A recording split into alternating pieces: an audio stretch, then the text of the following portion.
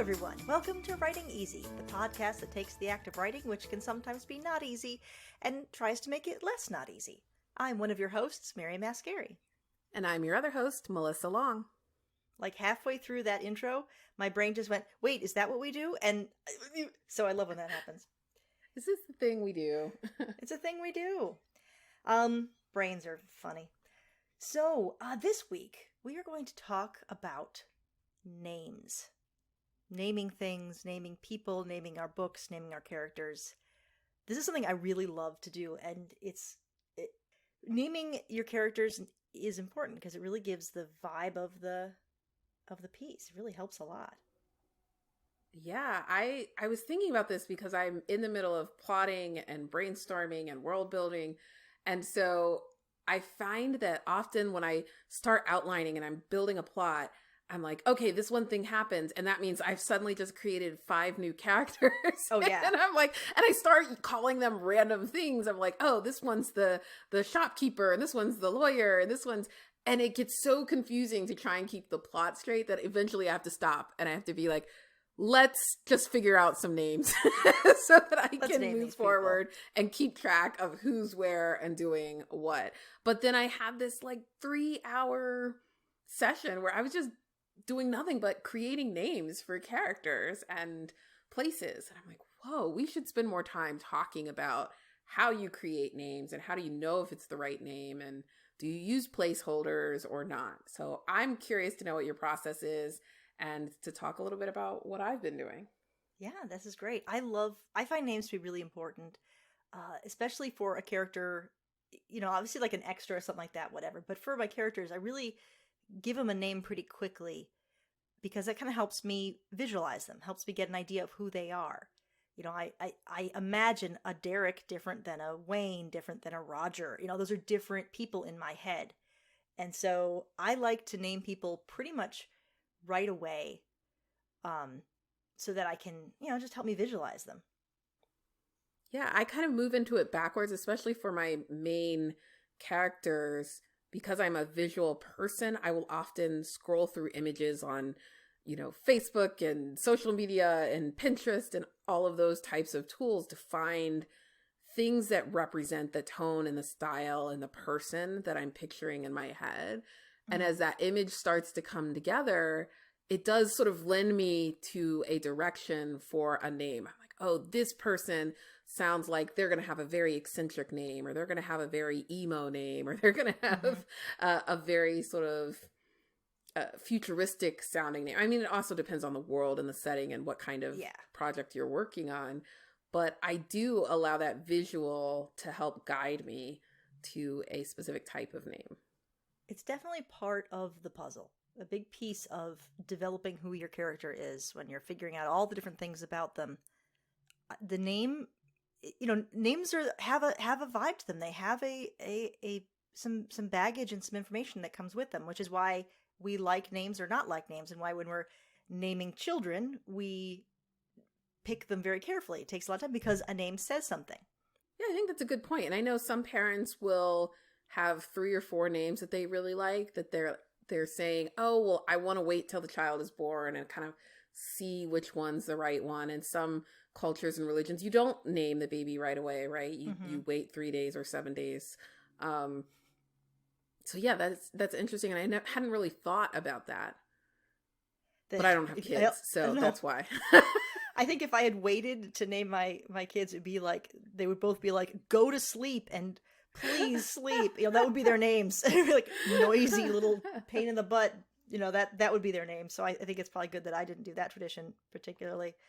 But yeah, it defines you. Every time you meet someone with that name, that sort of creates that image in your head and it resonates, which is interesting because then when you're writing the book, you have an idea of what a Steve is like, but will your readers have that same idea of a Steve?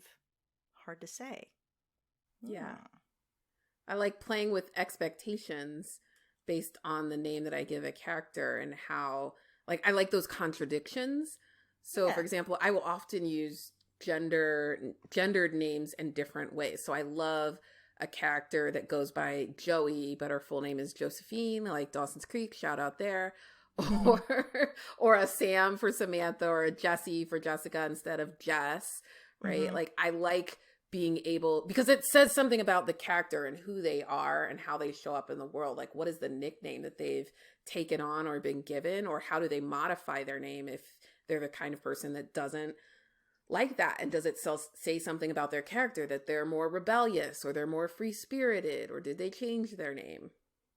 Yeah, yeah. Nicknames are great because you can really uh, just add a lot of flavor to that. That's a lot of spice when you've got some more, Huck Finn. Like, dude, Huckleberry? Are you kidding me? Huckleberry? Like, there's so much that's so rich. You can really have fun with it, and that tells you a lot about it. It's just an extra spice to play with. I really like it. So do you look at meanings of names when you're naming your characters? Sometimes I usually go more with the vibe, but sometimes I'll pick one. You have to be really careful, right? Because you can get very tropey with that really fast. You have a character named Cassandra. You know, okay, well, you've got all the other stuff that comes with it. About, are you going to use it when people believe her or not? Is that a thing? Like, as soon as people hear that, that's what they're going to think, and so you have to understand that. So I'm careful with it. Sometimes every once in a while, but I feel like it might get a little precious to me. Yeah, I do it a lot, but often the meanings aren't obvious. So it's less tropey and more, or like, a mythical or goddess or something like that that's more obvious. Mm-hmm. And it tends to end up being something where, like, I'm already sort of gravitating to certain names or the sounds of certain names, and then I'll look it up in my book and it'll say leader or star or something like that, that is a theme to the role that they're playing in the story. And then I'm like, cool, that's definitely the one that I want. I will use it to help me narrow down a Mm-hmm. list of names if I'm stuck between several, because I do like that theme running through the character as well. And then it's kind of an Easter egg if somebody catches on. Yeah, that is nice. I also, since I write fantasy, sometimes the name I choose isn't an actual name that's used in our world, So then it becomes more of a sound sort of thing. What's the rhythm and sound of this name that I want it to be? And that's where you end up you can have some fun with that, of just like saying the things out loud. You're like Chikala talapa nangabudubila. Okay, none of these are words. Okay, none of you just kind of end up throwing syllables together until you end up with some sort of name that sounds like what you want the world to sound like. So what other tools do you use to think about or come up with new names, especially if you're using names that aren't sort of traditional? There are a lot of name generators out on the internet. And I'll use those and then probably tweak them. Again, just to kind of give me something to work with. An empty page, blank slate is kind of hard for me to start with. So I'll do like a random name generator, and it'll say, oh, here's some fantasy names. I'm like, okay, I'll take this, but I'm going to take the beginning of that and the end of this and flip it around. And, there's always the same, especially for fantasy names. It needs to be pronounceable. It needs to be something that people, because a lot of times when people read, they sort of say it out loud in their head. Not everybody, but they kind of talk it through in their head. And so if it's like all consonants, or like people just like, could it, they can't, it stops them every time. So it has to be something that kind of is speakable. So I'll say it out loud a couple times, or I'll read it to myself a couple times. It has to be something I know how to spell. That's another criteria. Because I've done that where I had a character and then I misspelled their name. I didn't spell their name consistently throughout. Yeah. Because I was like, okay, well, this is a problem. We got to change that. That has happened to me. Oh, and one other resource. There's a book, my favorite naming book. Because there's baby naming books and things like that. The problem with those is that they are generally alphabetical, which seems to me the last thing you'd use to pick a name by. Like I've always wanted someone whose name starts with J. Like, what does that mean? Although I do have something about that in a second. So there's a book called The Baby Name Wizard, and this thing's great because not only does she give you different names and their popularities and some meanings and things like that, she'll give you siblings. So she'll say like, oh, the name Edward. Well, these are some other names that go with it. And Charles, which is interesting because my kids are Eddie and Charlie, which is why they came up. But, it'll give you, here are related male and female names that kind of are in the same vibe. And then at the end, she's got her name families where it's like, here are like just all kinds of things. Here are old-fashioned names. Here are mid-century names. Here are African-American names. Here are Italian or romantic-sounding names. Here are place names. Here are like just all these different families of names. And so it's great to just kind of open up and just have a couple to go by. It really get you started. So I highly recommend that book as A is like if you're naming your kid, it's really nice. But also as a writer, it's a good one. Yeah, that sounds like a lot of fun. I will have to check it out. I do use I have a big book that I got at a garage sale that's like 1,000 baby names or 100,000. Mm-hmm. Like it's obsessive. But I do like the letters, like the alphabetical, because there are times when I realize I'm drifting towards certain names. Mm-hmm. And then I'm like, man, I have 3 characters whose names start with M. Or I'm starting to look for diversity of names.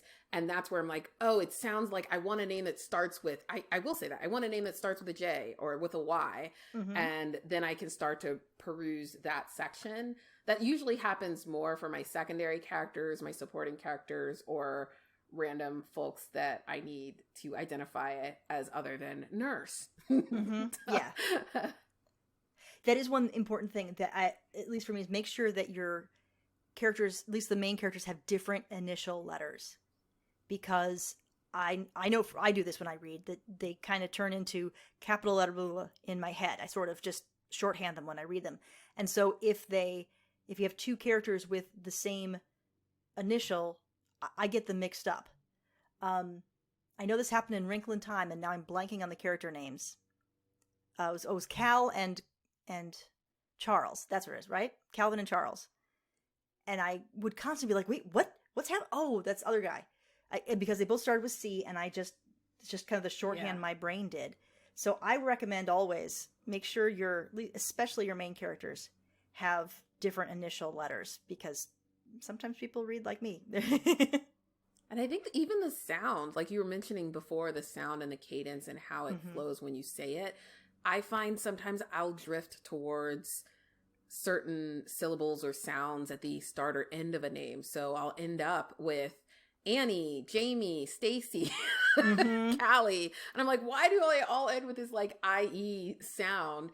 So I have to be very aware. And sometimes I won't notice it until I create a spreadsheet or a list of like, who are my characters? And I'm like, oh, I keep using these different endings of names too, or they're all 1 syllable or 2 syllables. Maybe we should have some longer ones or some shorter ones. Yeah. It sounds like a 5th grade class in the 80s. They're all about the same. And there's Landon, 3 Brandon, Michaels. And well, this is Michelle A, and this is Michelle C, and absolutely. I remember that. Jenny, Jennifer. Right. So the other resource that I use, I have the Writer's Digest character naming sourcebook or something similar to that. Mm-hmm. And I had mixed reactions to it. I use it every once in a while. It is all divided by ethnicity. And so it has been helpful if I'm trying to break away from Americanized or English names. Mm-hmm. And that is something that often I will default to. And then I have to go, ooh, am I doing that too much?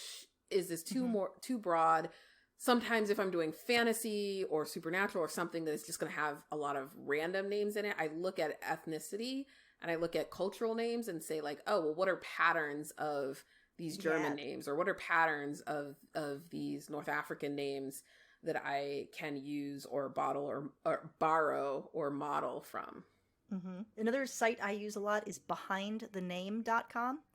They're really good. They have a couple random name generators, but they also have lists of names Yeah, they're a little alphabetical and stuff like that, but there's a couple other features that I really like. One of which is for their, and they have first names and they have surnames as well. So it's great to find like, oh, I need a bunch of Italian surnames. Here we go, boom, which is really nice. But for their first names, you can do a search, and if you go into the advanced search, you can search on different tags that people have tagged the names on, and you can do a random order search, which is also really nice because there's nothing worse than like, okay, well, here are all the A's. Okay, well, I want to, let's scroll for A's and the B's. I just do random, and then you just get a bunch of different things, and you can do they've got these different sliders of like, is it, but I can't remember, like, is it formal, is it casual, is it modern, is it old-fashioned, is it, snobby, is it poor or common, I don't know, whatever the things are. And not everything's tagged. I think in time that'll get more and more useful, but I find that to be a really handy place to go looking for names. I can't remember if that's the one. I've looked for surnames on a couple of different websites, and there's one website where it'll actually tell you like the frequency of that surname and like what countries it's popular in and how present it is, which I've found really interesting too, because there are just a ton of surnames that are super popular and have millions of people with that name. Mm-hmm. And then there's other ones that are much more smaller that never get used. And I'm like, oh, I want something different. I don't want to use the 5 names that are really popular in America. Mascari. You can use Mascari. I give you permission. Thank you. Yeah, no problem. Oh, the other thing I'll do is I'll have a name pool. So while I'm writing, it's one of the things I set up beforehand. So I have all my main character names, and then I'll just have like a name pool of like, here are some names that kind of fit in either the time period or the world or whatever, so that as I'm writing and I come up with someone, I can just go in there, pull a name from the pool, and slap it in. So I don't have to stop what I'm doing and name this person. I don't have to just name them Bubba as a placeholder every time. So I find that kind of handy. That's a trick actually from Dungeons and Dragons. You have to have a name pool. Because, an NPC comes up and they're like, what's his name? And you're like, oh crap, this is Jared. That's who this is. I'm like, that is amazing. That is brilliant. I am doing that right now. That's what I'm going to do. It's nice. And it's one of those good activities too for when you have like no brain. Sometimes that happens. You go sit down to write and your brain's just like, nah, like it's just not giving you anything. And say, okay, you know what I'm going to do today? I'm going to do my name pool. I'm going to do some work and just come up with a big pile of names. And it's really handy. I just have a page in my notebook of names, and it's great to pull from. That will prevent me from, often what happens is I run into a situation where I need a name, and I just start scanning my environment for names. So I've used certain names a ton as like filler. I end up having to change them, but it's because that's what's on my bookshelf and I keep seeing that name over and over. Yeah. And I'm like, I was just thinking you'd be like, here is this lovely romance between Sony and Chexia. Yeah. I'm like, does that say arm and hammer? Yeah. Like, let's just use a hammer. That'll work. That's me. Yeah, and the other nice thing is it keeps you from like going off and then spending the rest of the day doing that. You're like, oh, I gotta find a name for this person. Let's go, and I gotta find just the right one, and then you totally lose all your momentum. That is a constant struggle for me. I love that. That's such a great idea. Stealing it, given freely, cannot steal. The last thing that I think you should always do when you name something is Google search that name just by itself. To make sure that it is not the name of something, it's not like a bad word. It's not like the name of some famous mass murderer. You're like, oh crap, or, oh wait, actually that's, someone I know, I didn't realize it. Just do a Google search on the name to make sure that it's okay. And it doesn't mean something in a, rude in another language or something. I don't know. Yeah, it actually is important. And I know people are worried about using names of other fictional characters, and you do have to be careful about that. I've had some screenwriters tell me, well, it doesn't matter because the studio is going to change all the names anyway, or the legal is going to make you change the names. And I don't know how true that is, but I do think they are watching for any kind of red flags as well. So especially with those side characters, they're going to look for Yeah, it gets in your subconscious. You don't realize it. You know, you don't think, you're just like, oh, I just need, this sounds good. And you're like, oh, the reason it sounds good is because it's from this other thing. That's why. Yeah. So yeah, that's a good thing to be careful of. Or like the one time I wasn't thinking, I'm writing and I had a butler and I decided to name the butler Gerard. I'm like, wait, that's not right. That sounds like one of my characters. Yeah, Gerard Butler. Like, wait, no, that's a guy. So, yeah, and then in the story, he ended up kicking this guy in a hole. It was kind of weird. I don't know. Anyway, so I think we've bloviated enough about names. Yeah. Love to hear other sources people have. Names they're really important and really fun. It's a good way to kind of set things up and get you going. I find it a very exciting step to do at the beginning of a new project. I agree. Get to know your new friends. Name them. Yeah. Well, great. I think we'll wrap up this one for today. Remind you all that don't forget, writing is hard. So take it easy. I'm Mary. And I'm Melissa. Bye, guys. Bye.